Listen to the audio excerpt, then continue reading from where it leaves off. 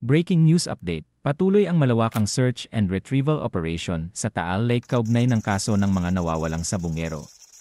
Nitong July 10, natagpuan ng Philippine Coast Guard ang isang sako na may hinihinalang sunog na buto ng tao sa ilalim ng lawa sa bahagi ng Laurel, Batangas.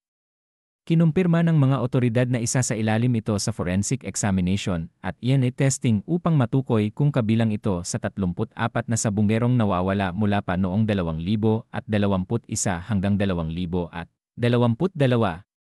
Kinabukasan, July 11, natagpuan pa ang mas maraming sako sa ilalim ng lawa. Noong July 12, 2 karagdagang sako ang muling na-recover.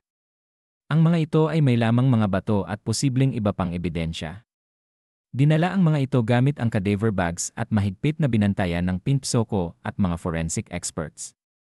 Ayon sa mga ulat, lumabas sa investigasyon ng mga ahensya na posibleng biktima ng kidnapping at summary execution ang mga sabungero matapos umano'y masangkot sa game fixing. Ilan sa mga personalidad ang nadawit sa issue, ngunit patuloy na itinanggi ang kanilang kaugnayan. Gamit ang advanced technology tulad ng underwater drones, buoys, at sonar devices, pinaigting pa ang paghahanap sa iba pang ebidensya.